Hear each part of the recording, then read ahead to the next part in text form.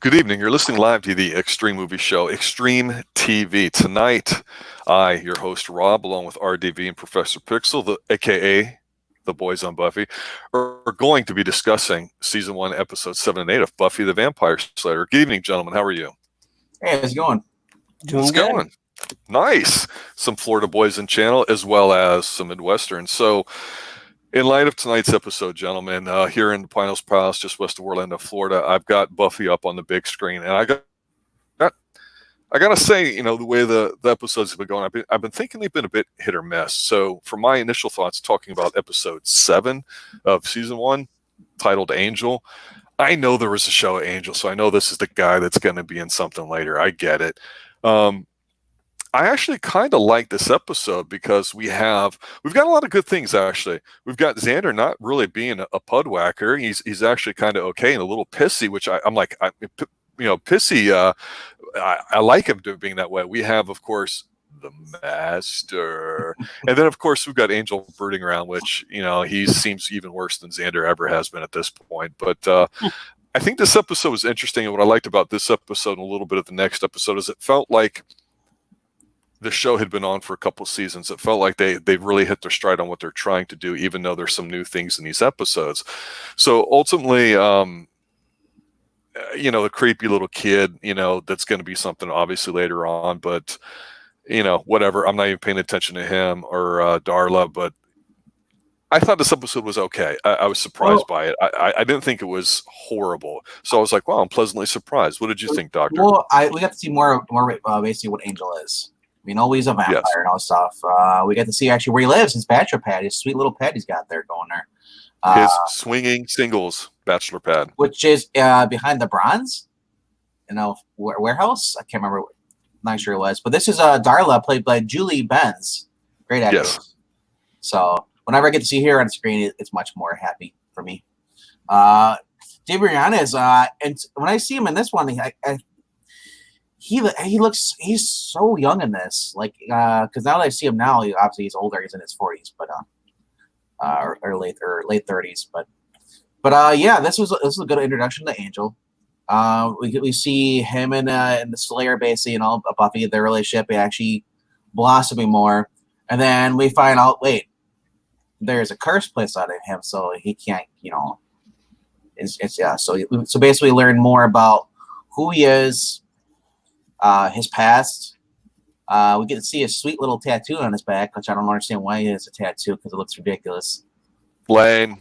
it's like you might as well have Mom on his shoulder. But yeah. So obviously, these the Master sends these 3 vampires who are like, you can't stab us. We're wearing armor, so your stakes will just bounce off our metal. So they're supposed to like the elite warrior vampires that were from the vampire army back in the heyday, and then they basically get their butt kicked by Angel and Buffy, but they're like, we gotta run away from them, so they run inside the house. I'm like, well, and then the Angel's like, well, angels are not allowed inside the house, or they're not, the vampires. They're not allowed. Well, my thought was going to like, why was Angel in the house? We'll talk a little bit more about that because you're bringing up two things that I think at this point, with what you're saying, and I agree with it, needs to be discussed there. We're going to do a deep dive on both those things: the fight in the alleyway, and Angel being in the house there too. Not the stupid love sappy nonsense with it, but yeah, there's some important things there. I'm glad you brought them up. Pixel, what are your initial thoughts on the episode, or what he just said? Just on the episode. Okay, well, the episode was good. I think Bankman hit the nail on the head with it was a good introduction to Angel. It's our first proper introduction of him, at least, because before that, he's just been lurking in the background like the creepy older dude he actually is. He's combing the high schools for the young stuff. That's what a 224-year-old, is that how old he is I guess that at that point, so anything goes. So give me straight, if he wasn't a vampire, he's 24 years old, he's hitting on a 16-year-old. Yeah. Some would say Love knows no age. That being said, one of the reasons why I was glad you brought that up, Doctor, was that yes, it is a great introduction, and it looks like Dalton's popping in, so I'm going to add him. Hello, Dalton. Hello. We are live. Sorry, got carried away listening to music and completely missed the link.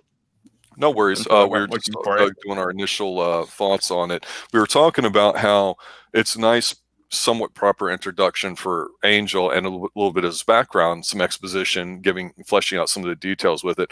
But one of the things I was going to bring up here too, to kind of segue a little bit, and I'll ask you, Dalton, what your thoughts are in this. There was a fight early on in the alleyway where Angel comes to Buffy's aid against the three vampire warriors, and I'm watching it, and regardless of what we think of the quality of the way it's shot or anything like that, we're trying to figure out what some of the rules are, I think, for Buffy's limitations. You know, how strong is she? How fast is she? How good of a fighter is she? How did she get her talent?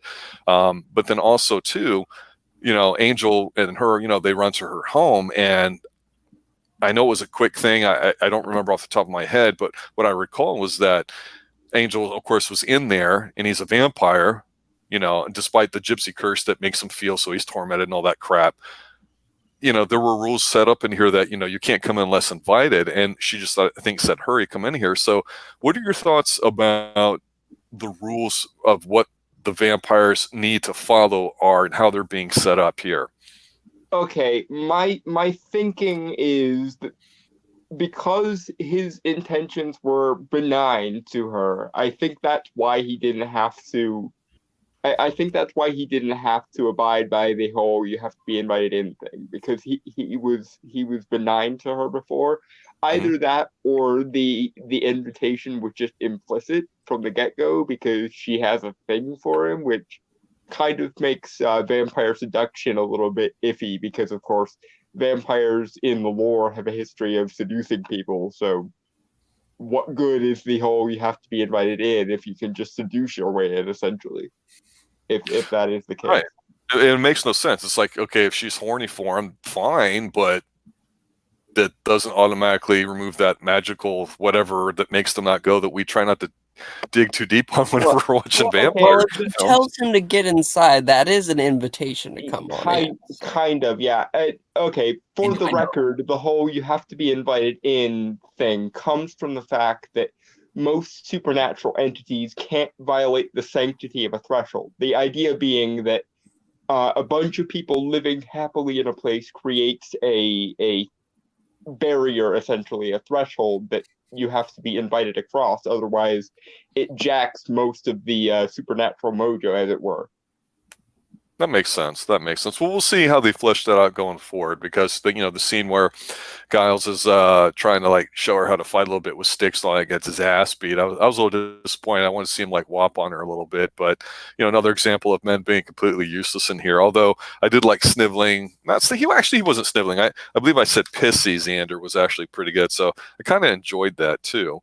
Doctor, let me go back to you. As we're coming full circle here, what else about this episode did you want to bring up? Well, just the fact that we're basically introduction to who Darla is and what she is to Angel. And I always thought that Angel sired Darla, but apparently Darla is the one that turned Angel and basically sired him. So he became Angelus, and we find out that the past 200 years he was a really an asshole vampire. He was like the vampire warlord, basically like that. And could not be controlled by a woman's touch. And it was until the 1900s, all of a sudden he just there was no record of him whatsoever. That's basically when the gypsies cursed him, gave him his soul back. So basically, it was just torment him. That was their whole goal. Like, well, we're gonna punish him by giving him his soul back. I'm like, okay. And I'm not sure if in this episode what the limits are as far as if he can lose his soul or how long his soul lasts in his body, but so far, it's like I said, it's been interesting to see what's going on with Angel, and like I said, he's got that sweet little pad there, the industrial pad, where he's not paying any rent or anything.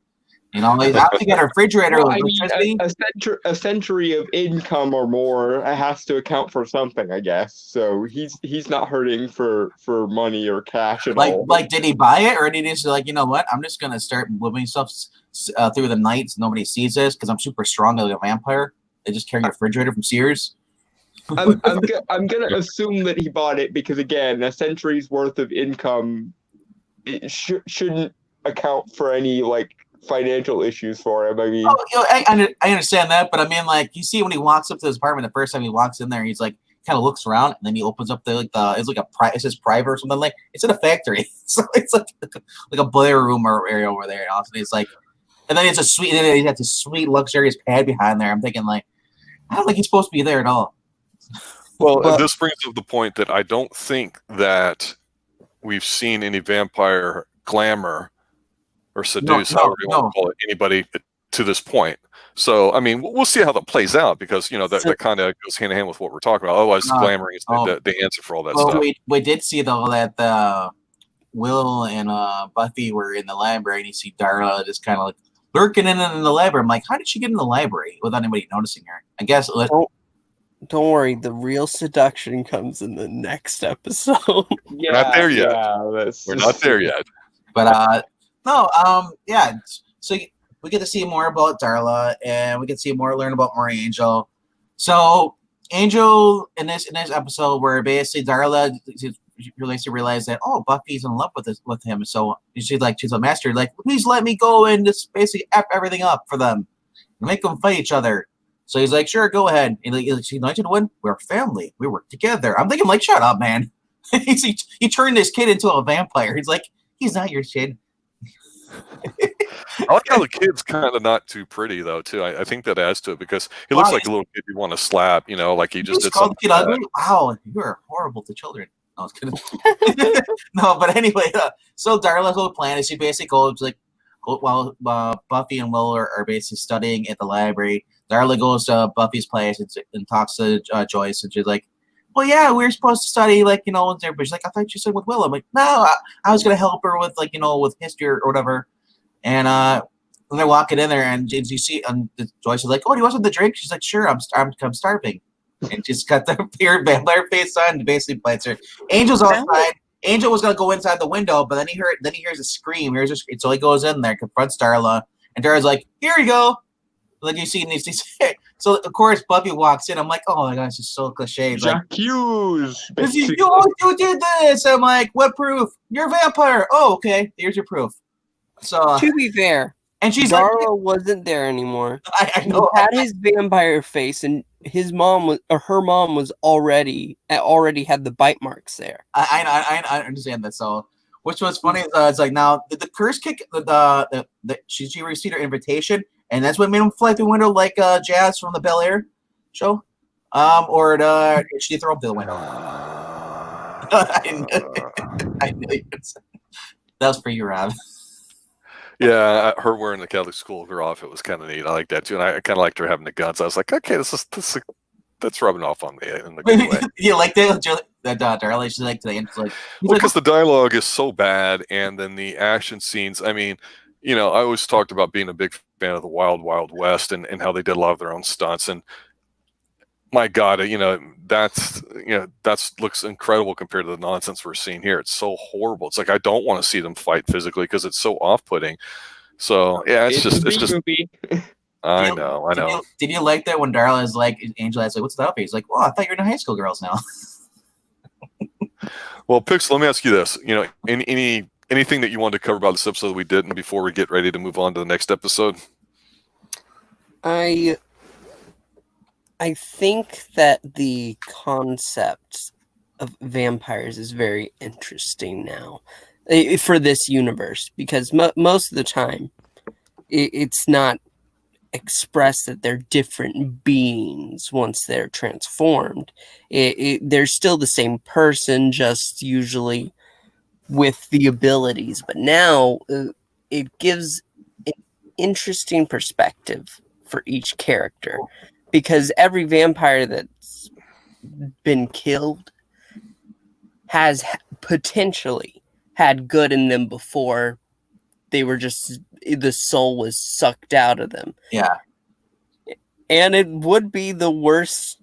I guess that would be a terrible punishment if you had to reflect on the actions that you did whenever you transformed, because you had no control. The demon inside you did before you got your soul back. So that's the other thing. You're not even necessarily accountable to the things that your body did while you're possessed by this quasi half demon thing, and then you have to live with the fact that it was still your body that did it. So you're still at least somewhat accountable. I was worried about the execution of how they would explain this because of, I think it was the second one of these boys on Buffy that Rob stated afterwards that Angel's a vampire with a soul, and I was worried about how they would execute that, but I think they did pretty well. I will say one thing that's funny about this, the very ending of this, where Angel goes to kiss her at the bronzer, like totally just like sucking face, and he forgets, oh yeah, that cross they gave her is on her chest, and basically at the end you see she walks away and he's got a giant cross burn on his. I'm like, really? Was he that hot? Was he that hot to go? Ready, just to jump her bones? Well, it just goes to show that this is a woman's show. Men are weak on here completely, and this guy's. Oh my gosh, he's older, therefore he's just better, and but you got Pissy Xander walking around saying screw you, everybody, huh? I said herder, love conquers all, don't you know? Well, the other cliche thing is saying love hurts. Well, that being said, let's talk about something that didn't hurt, and it was the fact that if you're going to do goofiness and you're going to get silly, then just take it to the next level, and that's what episode 8 does. I Robot You, Jane, because this one I watched and went, man, I really like this. This wasn't as dark and brooding as the episode we just talked about, but it's so dumb and stupid. It's delicious, and you've got some additional things. So in episode 7, where we talked about how we're starting to set the grounds at least a little bit, the rules for what the history is behind, say, Angel being turned, or what vampires are. Giles, expositioning some stuff, kind of filling in some of the spots that we don't know about yet. In this episode, it's kind of like a demon of the week, monster of the week type thing, but we get some additional stuff in here, including a really, really hot new person there too. So let's reverse order. Let's go to Dalton first. Dalton, what are your initial thoughts? I wish that they had explained a little better exactly how this demon can even upload itself to the internet, because that was like I know that they're going full B movie, and that's great and all, but like the part of my brain that knows about occultism is just like, but how and why and what? Because in traditional occultism, magic and science basically short circuit each other. You put anything magical, you put an electric current through it, and it basically kills it off. So I'm sitting there like, but the logistics of that spell work just don't make sense. What the fuck? So the rule was that the book had to be read. So upon reading the book, you could summon back what's his name? Moloch. Or Malcolm. Moloch. That's how you say it. Okay. So the machine was reading him, and thus it uploaded him into the internet. Like I said in the last episode before Dalton jumped in, lame. It's goofy, but it does make some sense in a ridiculous way. Well, I'm at the point where if I don't see Willow doing the Willow thing, being smart and trying to figure stuff out, I'm disappointed. So that was really apparent because she was, I guess, doing some work on books, scanning them, and the whole background is that Giles has got a bunch of stuff going on here too, and we'll talk more about Willow here in a moment. Doctor, what about you? What are your initial thoughts? Well, this is the one that I just told you before. This was kind of corny. You're seeing Willow, who's basically never talked to a boy, and becoming obsessed with talking to someone online. So this is one basically reminds me of Rick Springfield, "Don't Talk to Strangers" song. So, yeah. But what I liked about this one was like we got to see Will becoming uber obsessive, and we get to see that creepy kid Fritz, like just becoming like, I knew right away. I'm like, Fritz is gonna be the one that's gonna be the bad guy. He's gonna do like, yes, I love you, Master. I'm just gonna start killing people. We interrupt this episode for a public service announcement. But what I liked about this was always my show that I connect to with the new series they did for. They basically redid this in comic form now. I said they updated this, so instead of like things on the internet, well now Malik is in social media, and they kind of kept this theme, but they gave it to Angel to defeat him instead of having Buffy. So there was no cybernetic body, thank God. But Angel did go into the virtual world with the help with Lilith, the mother of all monsters. So, but this one it was kind of hokey. But we got to see Xander. He's like, you know what? I'm kind of concerned about somebody other than myself. Xander. Well, he's a guy. He's a guy, and he knows that with Willow, on this kind of computer blind date nonsense stuff, and all the really horrible writing that went around, it was just painful to listen to and see Willow, as smart as she is, go through all that. He knows. No, this doesn't make sense. It's not right. It's ridiculous. I mean, and so, I mean, it's just bad. Once again, we interrupt the supernatural drama for your local public service announcement. Don't talk to strangers, kids. So this demon, he's from Italy in 1418. That's how old this guy is. Well, let's talk about what the positive thing to this was, and it's Miss Calendar, Miss Hot Calendar. Who wants to tackle this first? Well, I'd still like to tackle her, but I'll talk about this episode. She's a computer teacher, and she's basically been flirting with Giles, and Giles is just too much of an idiot to realize this, or he's well reserved. No, he knows. And he's kind of like nervous about it. But anyway, she's like the whole thing. She's and what he's talking about how he loves books, and all that stuff, and Fritz is like, print is dead. I'm like, oh, thanks, Egon. We already know about that, but yes. They're in there. They're basically scanning all the books because the computer room basically they're transferring all the books onto the digital. She's like, "Yes, Giles, there's more than just everything else." He's like, "I don't trust computers. They have have people get addicted to them."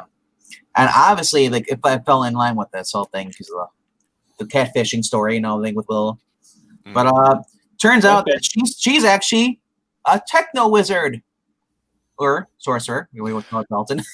Oh. Techno-pagan. Yeah, techno-pagan. That's the other word. But which again, from an occult logistics perspective, is so fucking stupid. This is Robia Lemorte. It plays Miss Calendar, and I mean, she kind of has a thing. You're gonna see more of her in the show, obviously later on. And you see that I said no spoilers for the future, sir. I've not seen anything other than this episode. Sir, I can tell it. Yeah, I'm telling you based right at the end of this, where basically like her and Giles are about to hook up. He's like talking about how he loves the smell of books and stuff, and it's like Well, that's the ending scene, and it was actually really good. I thought because he's a guy, so on the show he's made to look like a dope. But when he's sitting there talking, I'm like, man, he's acting circles around it. If they just kind of made this a little bit, serious is probably the wrong word, but more adult-like-ish rather than some of the camp. I mean, it's hard because sometimes the show is doing really good in one area, but then they, go camp or they go anti-camp, and you're like, man, what's the tone going to be? But when he's telling her, like you're saying, no, I like books, and the reason why is because computers don't smell. Books have a smell, and she obviously wanted to show off for him and prove herself because she's hot to trot for him. And it's like, he's nervous. He's, there's that tension between the two. They had, I thought, good chemistry between it. But man, Taster's Choice wins again every time. I mean, the guy is just the show, in my opinion, should be almost based around her with her as a side character. But what's funny said, still, what's funny though is that so Giles is getting possibly a hot new girlfriend. And at the end of this, Buffy, Will, and Xander joke about the Hellmouth is basically screwing their love lives, and they're all depressed. So go Giles. yeah. We'll never have normal relationships, will we? Oh no! Like that moment when you realize the joke is not a joke, and then it gets really, really sad. Hey, at least he wasn't a giant praying mantis. This that would time. Be better. Well, let's go around the horn here for episode 8. Dalton, any final thoughts on this particular episode, or just the in general for the entire season up to now, 8 episodes in? What do you think and how you feeling? I'm glad they're slowly but surely getting into the deeper lore. I find the concept of a techno pagan kind of iffy at best, because again, I come from kind of an occult background. But aside from that, this episode was fine. I'm always game whenever Joss Whedon decides to just go full B movie, but I will be much happier when we get into some more established lore, because I tend to like it when the camp is sort of on the periphery rather than the whole concept of the episode being based in the camp. Mhm. So yeah, that's I guess my 2 cents on the matter. Well- Keep the camp as seasoning and flavor, not don't quite bite so hard into the camp, folks. Pixel, what about you? Any particular thoughts? 8 episodes in. 8 episodes in. Okay. Let me backtrack my mind a little bit. I think the series has finally like taken its full on hold of itself. It knows what it is. It can throw the serious episodes like episode 7 in, and basically we have camp to fill the rest until they can address story parts, and that will basically keep your audience. I'm trying to think of a word that can Keep the audience guessing which they're going to get on any given day. Or hooked. something like that, but more Stringing them along. it keeps them entertained by both concepts continuing forth. Interesting. What about you, Doctor? I want to say this has actually been pretty well in here. There's only 4 episodes left of the season. So obviously, if they don't start going into the master, probably it's going to hurt the season. Because the master, the whole Hellmouth and all that stuff, it has to be done soon, or unless they're going to wait till next season. Obviously, we're gonna have a cliffhanger probably, because that's the way everything goes in sitcoms and all the stuff. Well, Pixel and I both know what's coming in season 2, so no. So do I, but I'm trying to be oblivious to it. Okay? Yeah, we're 8 episodes in. That's all we're Yeah. talking about. And this episode was written by Ashley Gable, who's also been known for writing on Person of Interest, Okay. and also The Mentalist.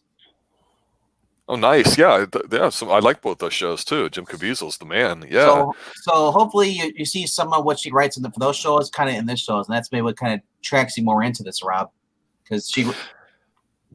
Yeah, and I think you're right. And I think actually the 3 of you guys kind of, I think, summed up pretty good, because I think it's true that anybody watching the show, whether they liked it or not, yeah, they have the campy part, and then they have potentially what I would call the series part. And of course, they're establishing things. I still feel like, even though Willow's as currently not being, emphasized enough, I imagine that will happen in the future, because we know there's several seasons. So of course, we'll see how arcs, develop and change. But again, these 2 episodes I thought actually were pretty good, because they fleshed things out at least a little bit. They introduced certain things that you go, okay, 6, 7 episodes in now. What's really going on in the Buffy universe as far as how things happen, what the history is behind it. And I like the fact that even if it's just Giles spouting off something going off because of something he researched, that's good enough for what the show is for me. Well, exposition. The other thing is that we have to look forward to, because so far was it the Pack? That was 2 episodes ago, where the principal was killed. So we still haven't met a new principal, so that's going to be coming up soon, probably. Yeah, and I think the shows,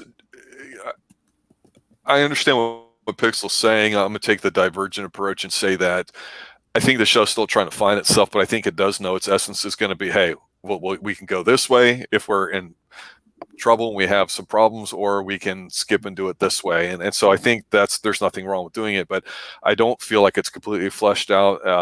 To me, I feel like they're still kind of getting their TV show legs a little bit too, but it's gotten better, I think, since the opening, and that's really an important thing. And I think too, like we said before, this was a mid-season replacement, so 12 episodes total, whatever it is the first season is. You don't really know if you're going to get a second season, so how are you going to do it? Probably throw a bunch of things out there, see what sticks, see what people respond to, and maybe there's a cliffhanger, maybe there's not. All I know is, hopefully, by the end of the season, we'll see more of the Master. We're still the lamest villain of the entire Buffy Rogues gallery, fortunately, for the show. So what have we learned today? If you meet anybody named Malcolm online and he doesn't have a photo or a video, don't talk to him. He's most likely Skynet. A crappy version of Skynet. He couldn't even control the missiles. He could have dropped the fact that he had other people devoted people to go and try to kill Buffy when he could have sent a drone strike at her. And remember, kids, self-mutilation is never a good thing. Yeah, don't be carving M's into your arms just because you like Malcolm that much. Malcolm, please. Malcolm or if you're what if a I'm vampire, Master. don't find yourself on the Exactly. wrong side of a crucifix just because you want to bang a girl. I don't care if it has been 2 centuries since you banged. Yes, we're protection. Yeah. All right, guys. Thanks for showing up. Thanks for everybody listening. John Lindsay, a special shout out to you. I saw that you put a bunch of your top 10 lists in there too, so that's pretty awesome. We agree with you about Mandy. We got a bunch of viewers in here now that just hopped in. We'll be doing the next 2 episodes next week at the same time with RDV, Professor Pixel, Dalton, and myself, because we are the boys on Buffy. Good night, everybody. Take care. Cheers, guys. So long. Later, kids.